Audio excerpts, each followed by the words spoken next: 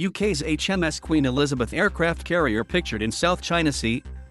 Hong Kong. The South China Sea has been a hotbed of naval activity this week, with a British aircraft carrier strike group, an American surface action group, and forces from China's People's Liberation Army all staging exercises in the contested waterway.The. The British Royal Navy's aircraft carrier HMS Queen Elizabeth has been the centre of attention, with state-run Chinese media outlets and diplomats accusing Britain of stirring up trouble in the disputed waters at the behest of the United States. In a statement provided to CNN, a spokesperson from Britain's Ministry of Defence said the carrier strike group was lawfully navigating the South China Sea, just as one-third of global shipping does on an annual basis. The statement added the strike group was taking the most direct route through international waters to conduct exercises with allies and partners in the Philippine Sea.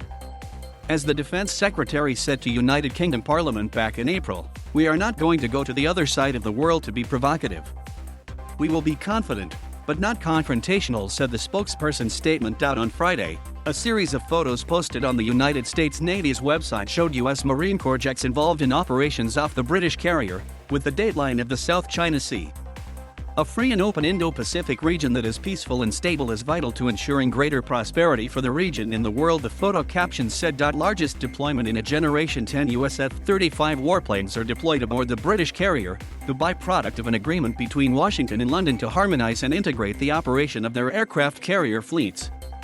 A U.S. Navy destroyer and Dutch frigate are also part of the strike group. In a previous statement, Britain's Ministry of Defence described the strike group as the largest concentration of maritime and air power to leave the UK in a generation.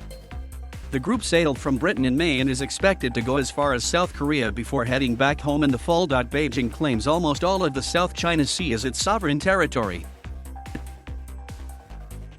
Beginning in 2014, it has worked to turn numerous obscure reefs and sandbars throughout the waterway into man-made artificial islands heavily fortified with missiles, runways, and weapons systems, prompting outcry from other governments with competing claims. The arrival of the strike group has prompted anger in China. Writing in Chinese state media, Wu Shiqin, president of China's National Institute for South China Sea Studies, described the UK carrier deployment as an attempt to relive the glory days of the British Empire. The latest voyage of British aircraft carrier Queen Elizabeth is not simply what London calls a crossing of South China Sea waters in accordance with international law, but is a carefully planned trick serving multiple purposes. Read an article from Wu, posted on the PLA's English language website. It's no secret that the UK has been acting in complicity with the US on the South China Sea issue, closely following its lead and dancing to its tune. Wu wrote, "The South China Sea was a symbol of Britain's glorious colonial past, through which the old-time empire that prided itself on its worldwide colonies shipped back the fortune and treasures it plundered in Asia," added Wu. But U.S. Secretary of Defense Lloyd Austin, in a speech in Singapore on Tuesday, called the UK deployment historic and pushed back against what he described as China's illegitimate claims to the waterway. Austin said the UK carrier's deployment demonstrated the strength of Britain's partnerships both with Washington and other nations across the region.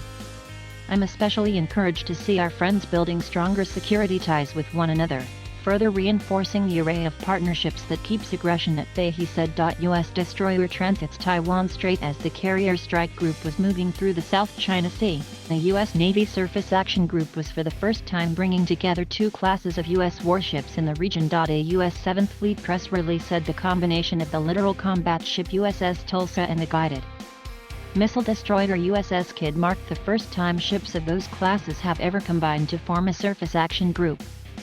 These types of SAG operations are exceptional opportunities to harness the combined lethality of the fleet captain. Chase Sergeant, a task force commander, said in the release. Meanwhile, on Wednesday, another U.S. guided missile destroyer, the USS Benfold, transited the Taiwan Strait between the democratically controlled island of Taiwan and the Chinese mainland and near the northern entrance to the South China Sea. It was the seventh such transit of the Taiwan Strait by a U.S. warship in 2021. China has also been flexing its military muscles around the region this week with multiple exercises, according to state-run media outlets.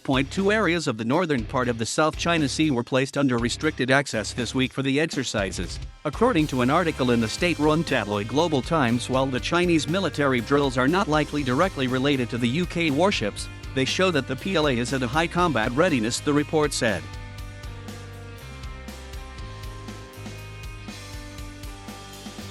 Thank you for watching. Please subscribe